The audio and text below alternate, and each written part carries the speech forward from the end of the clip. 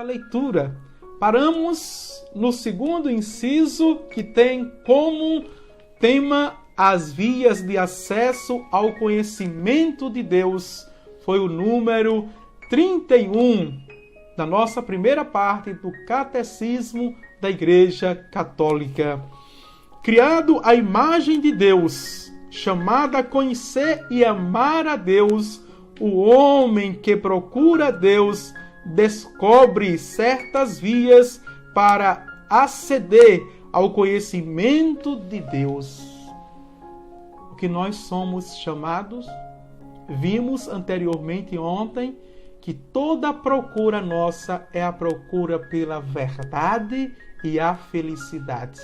E vimos que não existe verdade e felicidade fora de Jesus Cristo, o Filho único e primogênito de Deus. Ele nos mostra o Pai com a sua face misericordiosa. Hoje nós vemos que somos a imagem de Deus e somos chamados a conhecer a Deus e a amar a Deus. É a nossa procura. Além da verdade e da felicidade, somos chamados a conhecer Deus e a amá-lo. Amar para conhecer e conhecer para amar. Lembra dos dois santos? O primeiro, Santo Tomás de Aquino, século XII, conhecer para amar. E no século XVIII, Santa Teresinha do Menino Jesus, amar para conhecer. Vimos que as duas vias são autênticas, são necessárias. Chamamos-las também de provas da existência, essas vias, não é?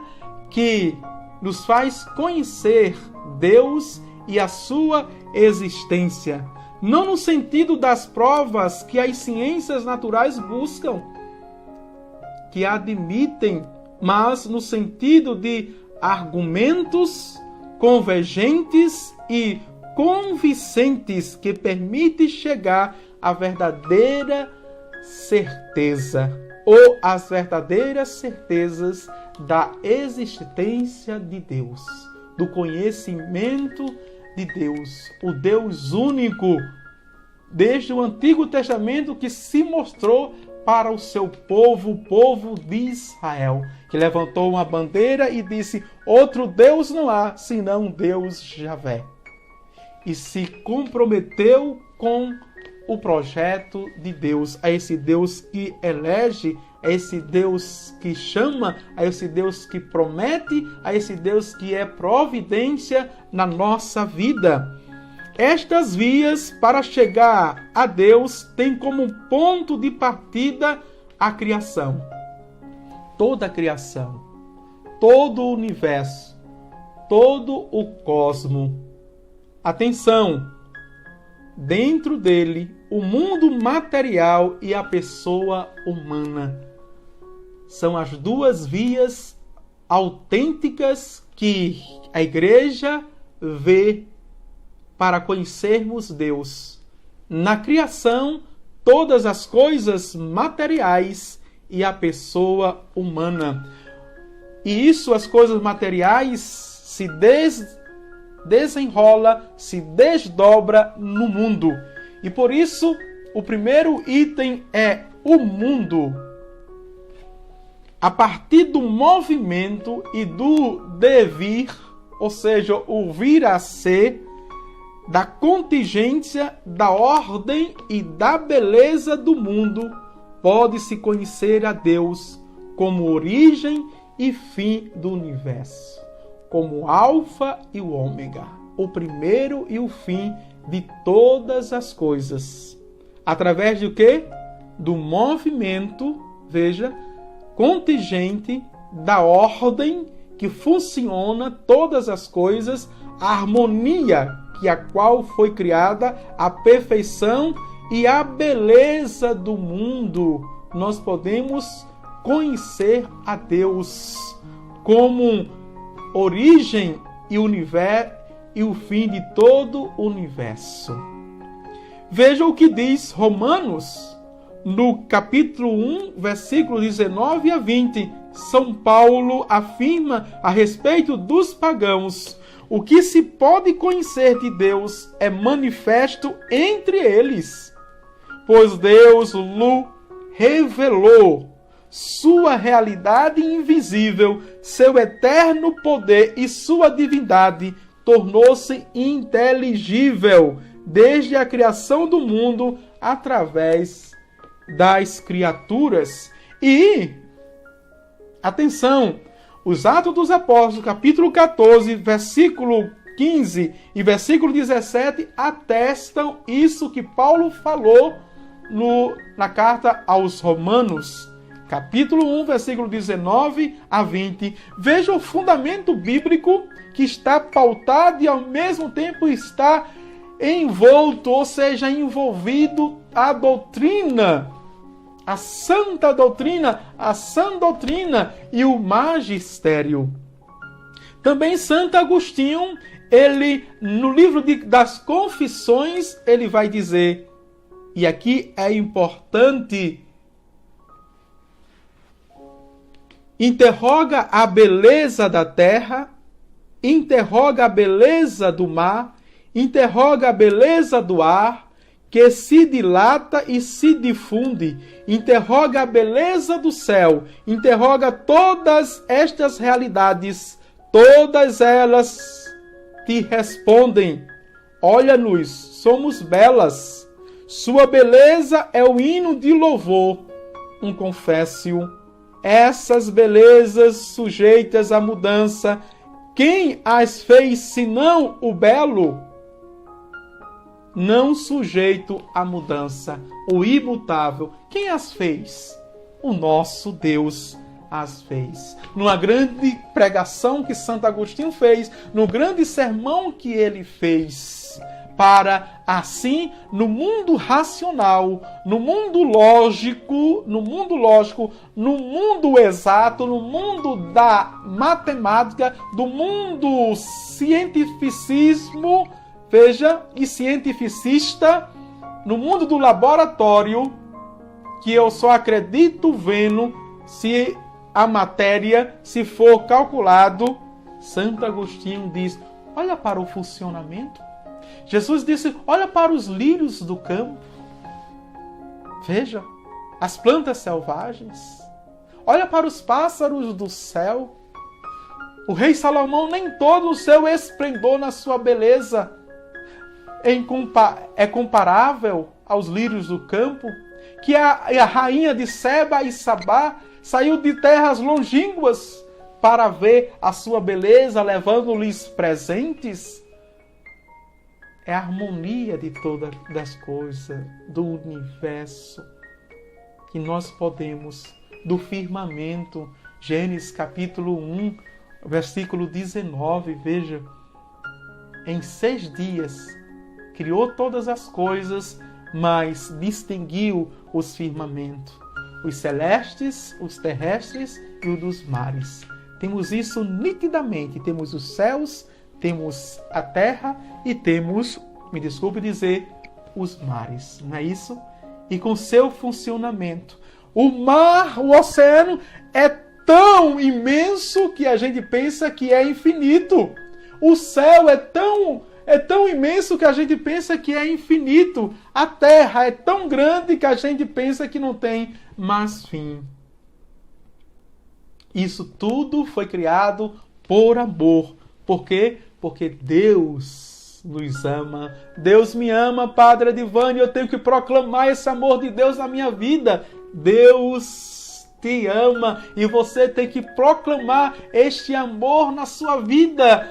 Pô, para que depressão? Para que transtorno de ansiedade? Por que síndrome do pânico? Por que os medos mórbidos que paralisa? Por que a reclamação, a murmuração? Por que está de mal com a vida? Por que as brigas? Por que as discussões? Por que as intrigas? Por que os conflitos? Por quê? E os porquês às vezes não nos dá resposta. Mas, veja, para quê? O porquê? Porque nós somos filhos de Deus, somos a imagem de Deus. E para quê? Deus nos criou para vivermos no amor, para vivermos na harmonia, para vivermos na paz, para sermos instrumento de paz, de solidariedade, de fraternidade. Porque somos todos iguais diante de Deus, trazemos a sua imagem e semelhança. Deus existe! E eu posso conhecê-lo e eu posso amá-lo. Amém? Diz o nosso Catecismo da Igreja Católica, dentro da criação é a primeira via de conhecimento de Deus. Vamos para a segunda via do conhecimento de Deus, o homem, a pessoa, eu e você. Vejam o número 33. Com sua abertura à verdade e à beleza, com o seu senso do bem moral, com sua liberdade e a voz de sua consciência, com sua aspiração ao infinito e à felicidade, o homem se interroga sobre a existência de Deus. Mediante tudo isso, percebe sinais de sua alma espiritual, como semente de eternidade que leva dentro de si, irredutível a só matéria, sua alma não pode ser origem senão em Deus. Não pode ter outra origem senão de Deus. O mundo é material, a criação é material, o universo é material, eu sou material. Veja, tudo que foi criado está dentro de mim. Isso, o vegetal, o animal, o mineral está dentro de mim. Eu sou da mesma raça humana na criação e no universo. Mas Deus colocou algo em mim que é diferente de toda a criação, que é diferente de todo o universo, que é diferente de todo o cosmos. O que é? A alma. Então nós somos humano, nós somos material, mas nós somos espiritual, nós somos divino. Senão ficaríamos como um boneco. Deus nos confeccionou, nos moldou, nos fez, mas soprou, insuflou nas nossas narinas o hálito da vida, colocando a nossa alma. E esta alma é morada de Deus. Nem eu, Padre Livânio, nem você pode chegar nela. Ela é reservada para Deus. Por ser Deus, reservou para Ele. Nenhum mal, nenhum inimigo, nem o inimigo de Deus, Lúcifer, Satanás, pode tocar na nossa alma, na sua alma. Ela tem origem em Deus. Que coisa extraordinária. Por isso, meus queridos, aqui vale o alerta. Vale o alerta. Vejam quanto tempo estamos perdendo em cuidar só da mente, em cuidar só do corpo. O apóstolo Pedro diz: tudo aquilo que sois, mente, corpo, mas sois alma. Sois alma. Não somos seres que nos distinguimos dos animais, dos outros animais, porque somos animais racionais, porque temos inteligência. E eles vivem pelos instintos, ou pelo instinto. Cada animal tem o seu. Mas nós distinguimos dos outros porque temos uma alma. Temos uma alma. Não somos apenas homo erecto, a nossa postura, ou homo sapiens, porque temos uma razão, mas somos homos pneumas, espírito. Amém? E vamos dar continuidade. 34 diz: o mundo e o homem atestam que não tem em si mesmo nem seu princípio primeiro, nem o seu fim último. Veja, quem pode, por sua própria força, tardar os seus dias? Quem pode, por sua própria força, aumentar os seus dias? E o salmista compreendeu isso, o homem sábio, quando disse: é inútil levantar de madrugada, retardar o repouso, porque Deus, Ele cuida dos seus enquanto dorme. E quem Ele criou, se estivermos em suas mãos. Não pode, não temos o princípio e nem o fim, não, mas que participam do ser em si, que é sem origem e sem fim. O ser de Deus nós participamos. Assim, por estas diversas vias, o homem pode aceder ao conhecimento da existência de uma realidade que é a causa primeira e o fim último de tudo, e que todos chamam de Deus. Disse isso São Tomás de Aquino, o santo, o doutor evangélico.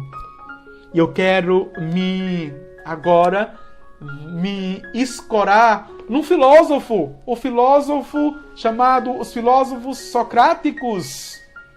Sócrates, Platão e Aristóteles.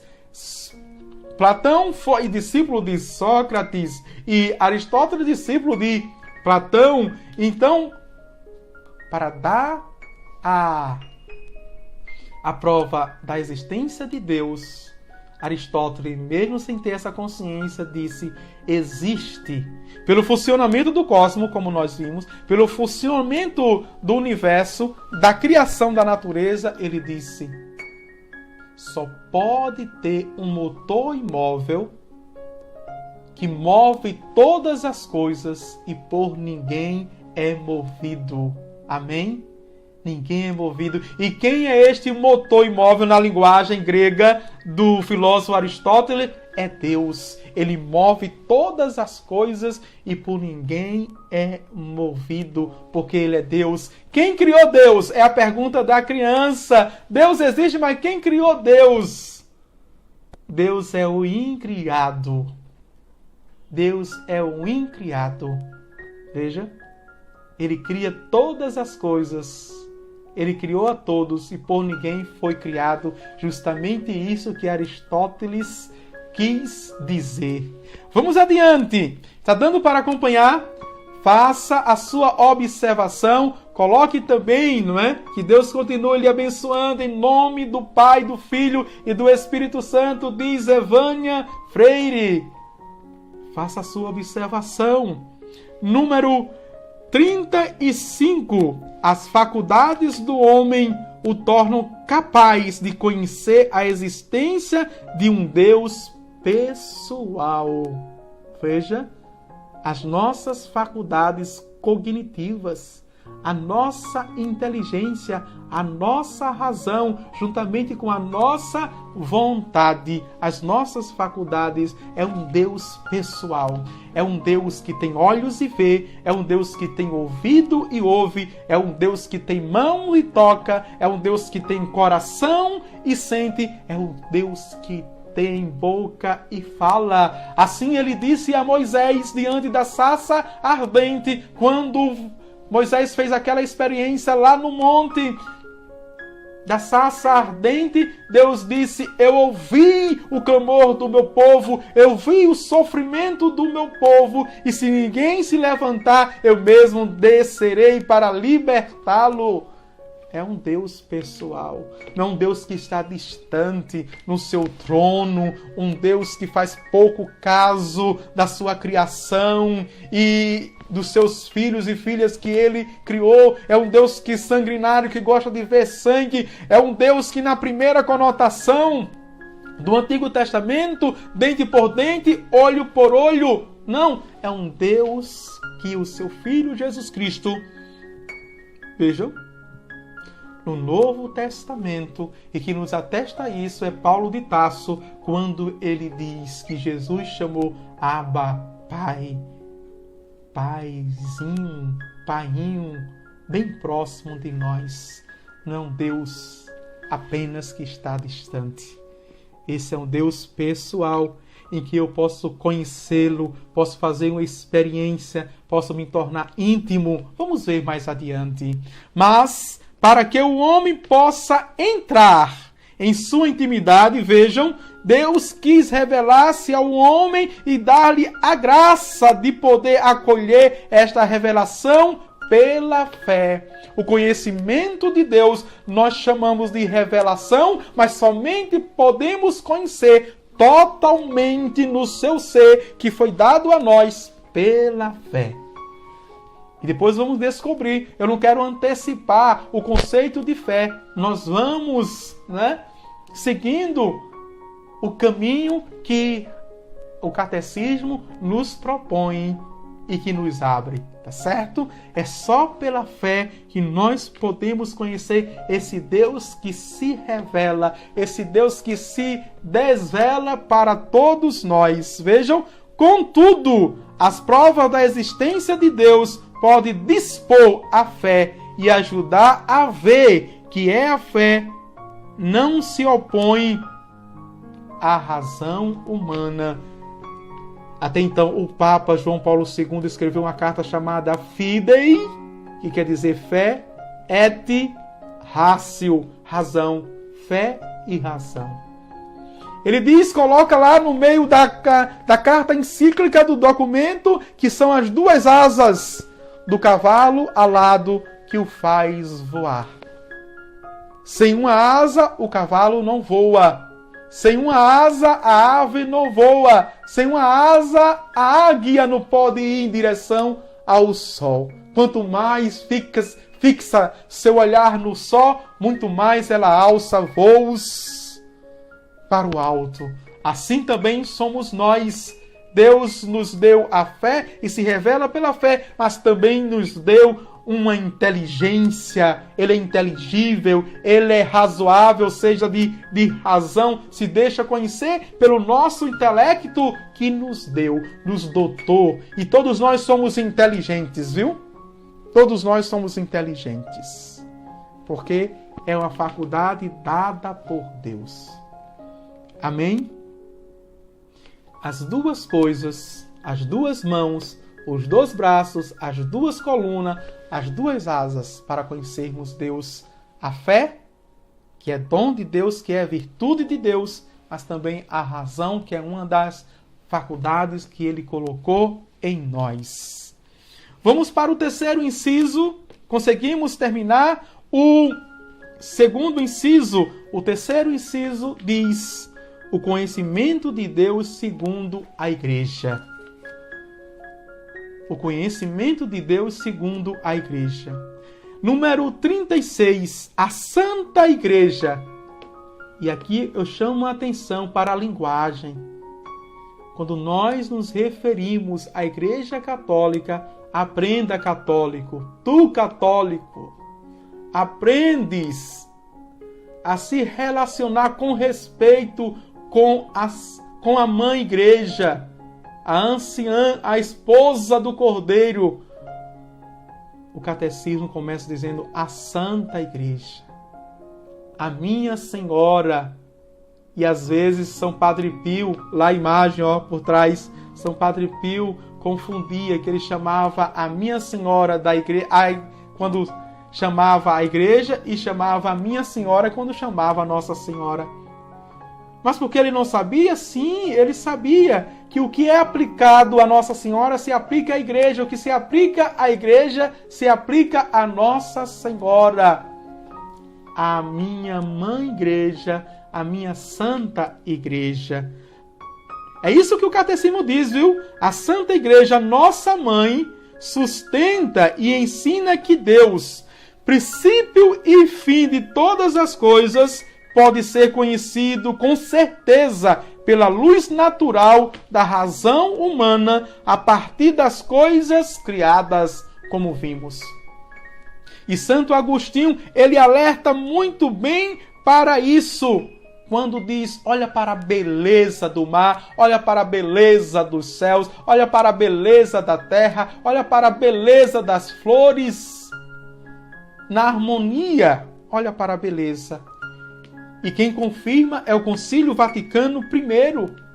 No documento chamado Danzig, eu vou mostrar aqui, olha esse documento, tem todos os documentos e os concílios dos papas.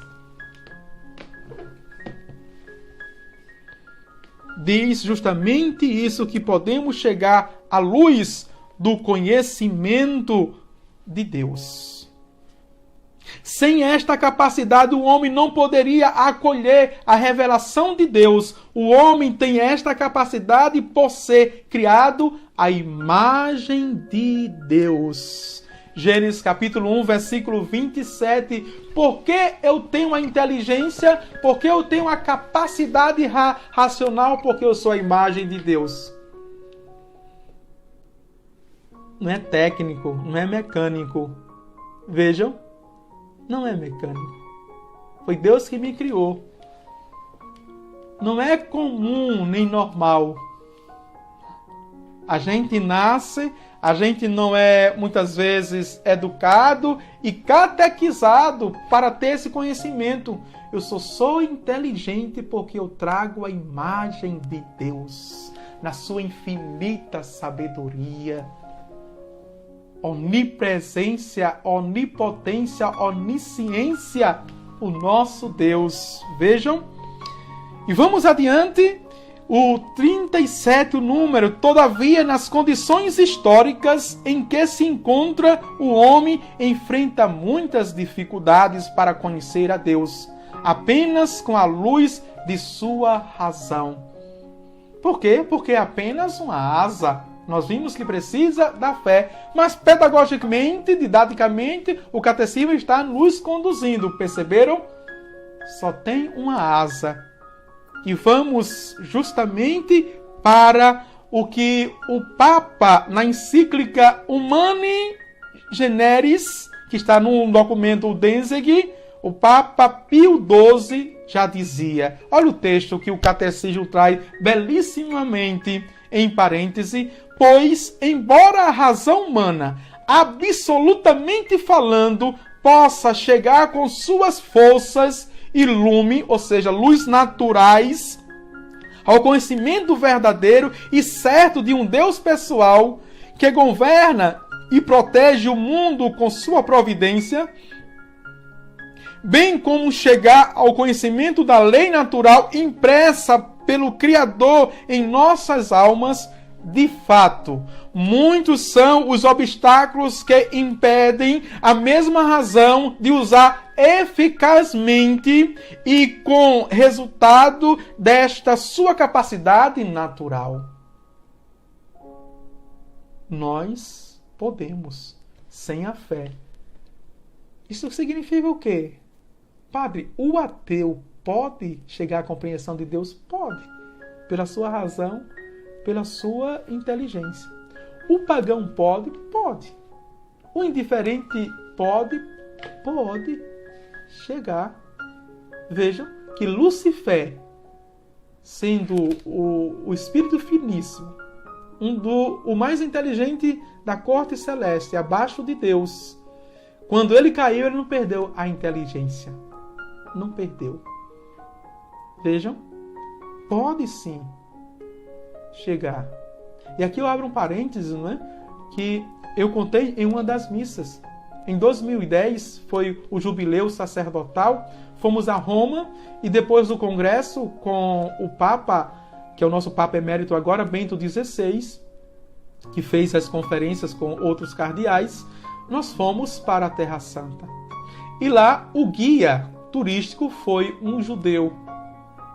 Tudo bem, pensava que o judeu ele era religioso, mas um conhecimento absurdo de encantar.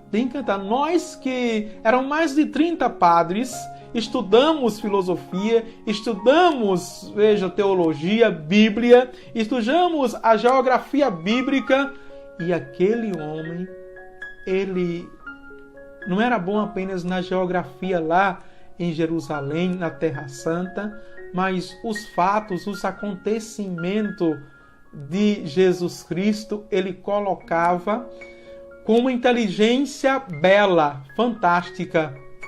Mas o que chamou a atenção foi que ele, quando na hora da missa, ele saía. E houve um convite no último dia. E para nossa surpresa e a nossa decepção foi que ele disse: eu sou ateu, eu não acredito em Deus. Olha o testemunho, o exemplo para não justificar, fundamentar que o ateu pode conhecer a Deus, tem informações de Deus. Ele disse, eu não participo da missa porque eu não acredito, eu sou ateu. Vejam. E nós ficávamos olhando, não é? Sentindo calafrios. E diante disso a ficha caiu. Que nem todos que falam em Deus são religiosos. Que nem todos que falam em Deus têm fé. Mas Jesus não disse isso, meus queridos irmãos e irmãs. Nem todos aqueles que dizem Senhor, Senhor, Senhor, entrará no reino dos céus. Cuidado! Cuidado!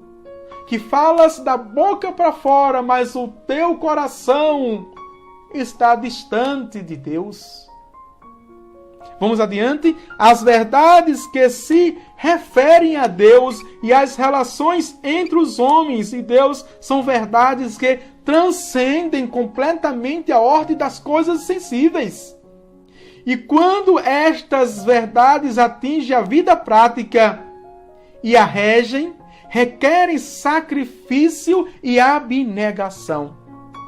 A inteligência humana, na aquisição dessas verdades, encontra dificuldades tanto por parte dos sentidos e da imaginação, como por parte das más inclinações provenientes do pecado original. Olha as dificuldades, o Papa aqui, Pio XII, que colocara lá naquelas encíclicas Humanae Generis, dificuldade do homem de usar plenamente as suas faculdades porque está mergulhado no pecado e o pecado a ofusca a luz da verdade. A luz da verdade. E por isso, sem a ajuda da fé, não podemos chegar à verdade plena, o conhecimento pleno de Deus que se revela pela fé. Donde vemos que os homens em tais questões facilmente procuram persuadir-se de que seja falso ou, ao menos, duvidoso aquilo que não desejam que seja verdadeiro. Aqui é magistral, né? Por isso que é mais fácil. Não é difícil ser ateu não, viu? Ser ateu é a coisa mais fácil. O que é o ateu? É aquele que se encontrou com os seus limites. Aquele que se encontrou, vejam, com seus obstáculos racionais. E prefere se convencer da não existência de Deus do que continuar buscando a verdade plena e a felicidade.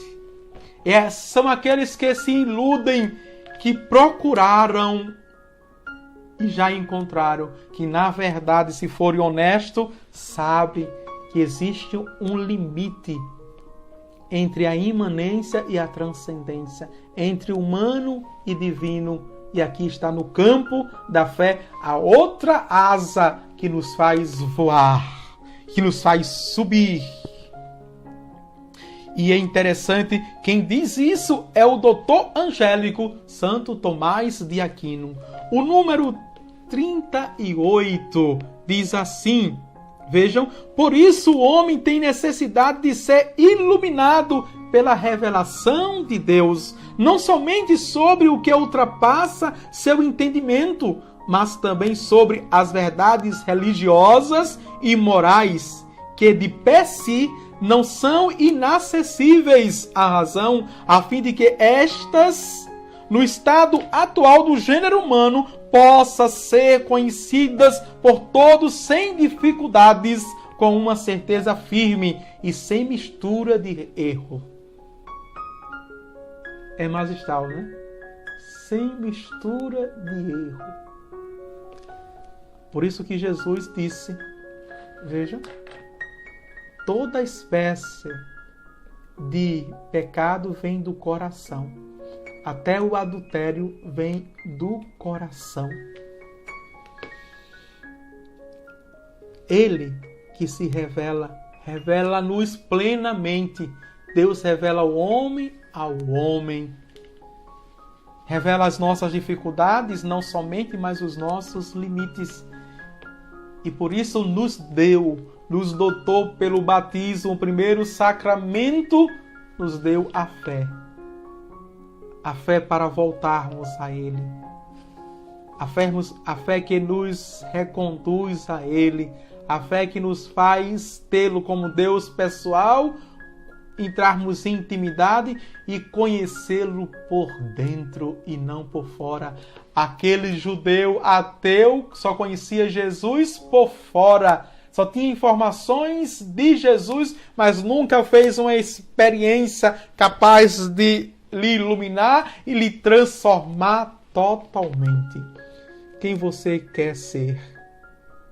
O Filho de Deus que o conhece por dentro ou o Filho de Deus que conhece por fora? Lê muitos livros.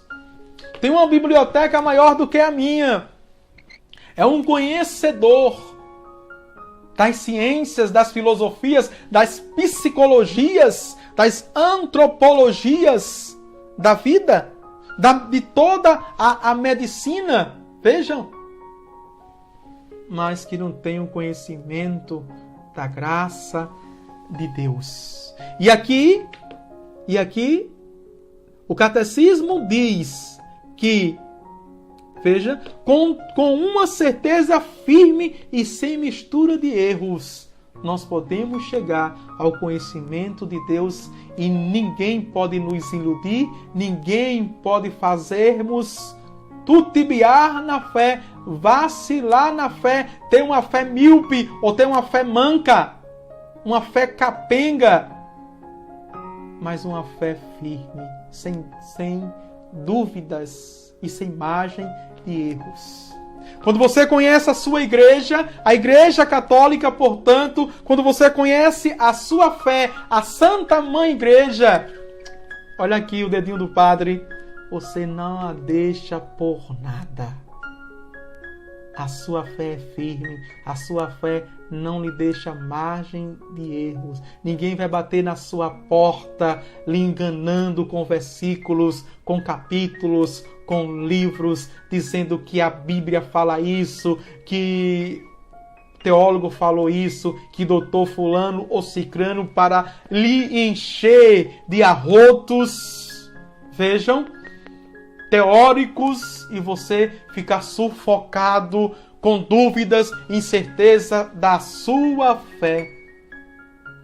E me desculpe dizer, deixa eu ser agora agressivo e profético. Se você fica ao receber uma visita de qualquer outra comunidade eclesial que não é igreja, ou qualquer outro cristão que venha questionar a sua fé, dizer que você é adorador de imagem, a sua igreja é a babilônica, você está no lugar errado, você está já no inferno, e se não aceitar o Senhor Jesus levantando a mão, você vai para o inferno. Se você fica com dúvidas, é porque você é um católico preguiçoso, porque você é um católico acomodado, é porque você é um católico que nunca se preocupou de estudar, de examinar, de verificar a sua fé, de conhecê-la por dentro. Você só conhece de ouvido, mas os seus olhos ainda não contemplaram a verdade, a luz da verdade. Dá para entender? Diz Luiz Henrique, somos da Igreja de Cristo, católico, apostólico, romano. Amém, meu irmão? Deus te abençoe. Não é? Gracinha aqui está parabenizando juntamente com Bruna. Anjos, faltam 15 minutos ainda. Acredito que dá para a gente terminar este capítulo, o inciso 4. Como falar de Deus é a pergunta que o catecismo levanta. Como falar de Deus? nós já entramos, mas o número 39 diz: ao defender a capacidade da razão humana de conhecer a Deus, a igreja exprime sua confiança na possibilidade de falar de Deus a todos os homens e com todos os homens. E aqui uma observação. Não suponha, não tenha a timidez, veja a presunção que todos homens conhecem a Deus. Destas duas formas, as quais eu apresentei, por fora e por dentro. Veja como informação e formação. Um Deus pessoal e um Deus da intimidade. Patrícia Elísia Martins, ela diz: amo minha Igreja Católica Apostólica Romana, obrigado por essas palavras, Padre. Deus abençoe. Maria José diz: parabéns pela beleza e a bela explicação. Vejam aqui. O apóstolo Paulo diz: Deus não nos deu o espírito de timidez, mas de ousadia. Padre, é para eu falar de Deus ao meu esposo? Fale de Deus ao seu esposo. É para falar de Deus à minha esposa? Fale de Deus à sua esposa. É para falar de Deus aos meus filhos? Virgem Maria, sim. Você tem a graça de Deus, tem o poder de Deus, a autoridade de Deus de catequizar os seus filhos para Deus. E me desculpe, mãe, me desculpe, pai, dizer a verdade que é preciso dizer. Os filhos não são seus. Você os recebeu como dom de Deus, mas para educar para Deus, para levar para Deus. Não para o seu eu. Quando você educa os seus filhos para o seu eu, de modo egóico, de modo egoísta, você os perde para o mundo. O mundo é irracional, o mundo é violento, o mundo rouba, sequestra. Porque o príncipe deste mundo, quem é? É o Satanás, que quer nos roubar de Deus. Este sim pode nos levar para o inferno. Cuidado! Para falar de Deus a todos os homens, diz o Catecismo da Igreja Católica. Veja como o Catecismo da Igreja Católica, além de belo, tem uma teologia pura. O Catecismo, ele é libertador. Ele é novo na nossa vida. E nos provoca, nos incita, veja, nos levanta a sermos católicos de verdade. De não respeitar fulano ou cicrano no sentido de ter respeito humano. Respeitar todas as pessoas, temos que respeitar, não é? Na sua alteridade, na sua liberdade, na sua dignidade. Mas falar com Deus. Falar com Deus. Se não dá para falar em palavras, fale com o seu testemunho, fale com sua vida. Como dizia Santo Antônio de Pádua, cessem as palavras, mas que fale a vida. Esta convicção está na base de seu diálogo com as outras religiões, com a filosofia e com a ciência, como também com os não crentes e os ateus. Veja o que o Catecismo da Igreja diz. Essa base de diálogo está com todas as religiões, está com os cientistas que dizem que são agnósticos, que não acreditam na religião, só na ciência. E muitos, me desculpe dizer, não é? Porque é muito contraditório ouvir essas pessoas. Eles entram em contradição, né? Eu não acredito em religião, Deus da religião, mas eu acredito no universo que tem uma força superior. Meu irmão, minha irmã, estude direito. Estude direito. Porque desde os gregos, que dizem, que eu citei no início, existe um motor imóvel que move todas as coisas. E por ninguém é movido. Que ser superior é este? Você só não quer admitir como os ateus, os agnósticos, vejam que a sua inteligência é limitada, é pouca demais para compreender Deus. Você não quer admitir que Deus existe. E quando nós não queremos admitir que Deus existe, porque nós queremos o lugar de Deus, somos presunçosos, ambiciosos, queremos o lugar de Deus, queremos ser Deus, com as nossas verdades ou com as nossas meias verdades. Marli Domingos diz: preciso ensinar aos nossos filhos o caminho do céu. É isso mesmo. Gracinha Maria diz: é verdade, padre. Vamos adiante. Uma vez que nosso conhecimento de Deus é limitado, também limitada é a nossa linguagem sobre Deus. Sim. Se eu não sei pensar Deus, se eu não sei compreender Deus, se eu não sei apreender Deus, tomar para si, se eu não sei perceber Deus com os meus sentidos, como eu vou falar de Deus? Se eu não fiz uma experiência de Deus, se eu não conheço Deus por dentro, como meu coração está cheio de Deus, a boca fala daquilo que o coração está cheio. É muito fácil ter um livro nas mãos, é muito fácil abrir e falar de Deus, mas é preciso ter o coração cheio de Deus. Que o Espírito fala em nós, a sabedoria puríssima, diviníssima, que está em nós, meus queridos irmãos e irmãs.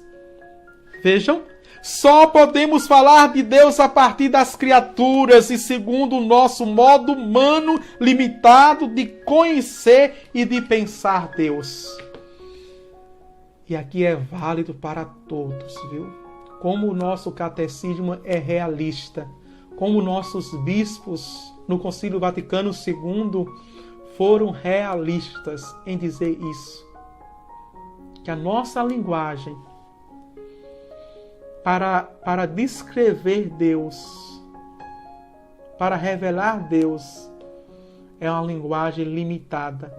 O que eu falo de Deus é apenas um gaguejar sobre Deus. Os teólogos chegam a dizer que eu falo muito que Deus não é do que Deus é. Dá para entender? Muitas vezes, diante de certos discursos de Deus, é preferível ficar calado. Fazer o silêncio. E a grande teóloga nos ensinou isso. Eu estou falando de Maria de Nazaré. Quando seu filho, lá no templo de Jerusalém, que já tinha 12 anos e para os judeus já era adulto e estava com os mestres doutores da lei, falando dos mistérios dos céus, do Pai, ela viu, juntamente com José, ficaram admirados, diz Lucas, e ela guardou tudo no coração. Maria não compreendeu, viu? Não compreendeu o que o seu filhinho de 12 anos está falando dos mistérios. Ela guardou no coração. Tenhamos essa humildade de guardar no coração.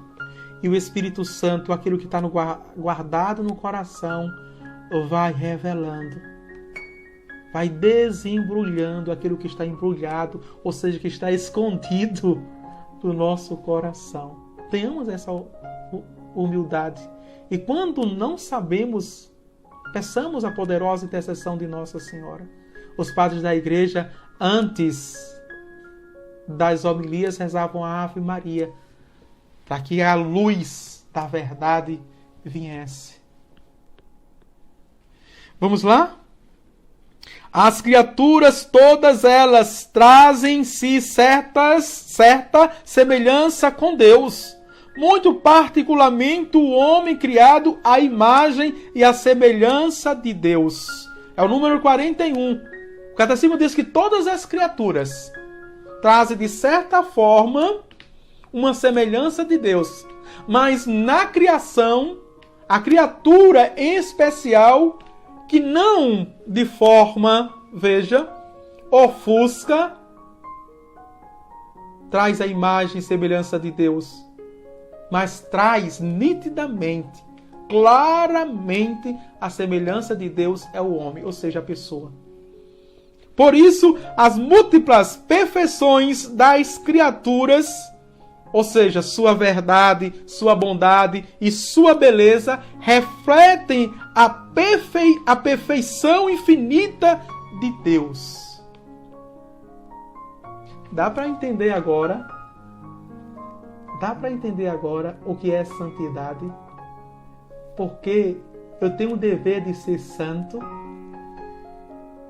Porque o quanto mais eu me ajustar, quanto mais eu for correto, quanto mais eu for íntegro, quanto mais eu me aproximar, eu vou mostrar a verdade, a bondade e a beleza que é Deus. O santo é este. Dá para entender o que é santidade? É muito mais de ter trejeito, é muito mais de ter um rótulo, é muito mais de ter configurações, associações, mas é agir corretamente, integramente pela verdade, bondade e beleza. Deus é a sublime verdade, Ele é a verdade. Jesus disse: eu sou a verdade. Ele é a bondade, por isso que nele não há maldade. E Ele é a beleza, é o belo por excelência. E atenção! Beleza aqui não é apenas estética. Não é estética, não é a ditadura da beleza do mundo. Beleza aqui é tudo que nós somos, é a harmonia do nosso funcionamento, da nossa vida, da nossa existência, a harmonia com a qual e pela qual nós vivemos. Isto é o belo para Deus e mostra aos homens que Deus existe e que nós podemos conhecê-lo. Amém? Veja, vamos lá. Reflete a perfeição infinita de Deus. Em razão disso, podemos falar de Deus a partir das perfeições de suas criaturas, pois a grandeza e a beleza das criaturas fazem parte, por analogia, por comparação, contemplar o seu autor, diz o livro da Sabedoria, capítulo 13, versículo 5. Por isso que a igreja reconhece os santos, homens e mulheres que viveram essa harmonia da verdade, da bondade e da beleza. Protestante, digam aos protestantes, porque somente a Igreja Católica tem santos? Porque a Igreja Católica tem imagens? Elas refletem, elas representam homens e mulheres que viveram a verdade, a bondade e a beleza. E pelos seus testemunhos nós chegamos ao conhecimento de Deus. E dizemos assim: Deus existe, é a minha firmeza, a minha garantia, a minha segurança, a minha confiança. E se Deus fez por eles, eu sou filho de Deus, Ele vai fazer também por mim. Não temos apenas testemunhas humanas, temos testemunhas divinas. Alegra-te, católico! Sai dessa depressão, sai dessa tristeza, sai dessa angústia, sai dessa sensação que estás no lugar errado, estás perdendo tempo, estás sem sentido. Levanta-te! É como Jesus diz àquele paralítico. O paralítico diz: pega a tua maca e vai para casa, te apresenta ao sacerdote e glorifica o Senhor teu Deus. Amém? Vamos parar por aqui. Já é 1h, completou 1h. Passa rápido, né? Passa rápido. Estamos no número 40 42. Marque aí, número 42, que amanhã vamos dar continuidade e já dá tempo de fazer o resumo amanhã e vamos para o segundo capítulo do nosso catecismo, que diz Deus vem ao encontro do homem. É belíssimo este capítulo, você já pode dar, não é? Fazer uma leitura, meditar, contemplar, pode já interagir comigo, tá certo? Pode levantar questionamento, perguntar, que a gente vai interagindo, vai estudando, vai lendo despreocupadamente. Certo? Obrigado por estar comigo. Divulgue a minha página, não é? Para que cada vez mais possam pessoas ser atingidas, formadas e evangelizadas pela graça de Deus. O Senhor esteja convosco, Ele está no meio de nós, pela poderosa intercessão de Nossa Senhora da Conceição, a Imaculada que esmagou a cabeça da serpente. Abençoe-vos Deus Todo-Poderoso, o Pai e o Filho e o Espírito Santo.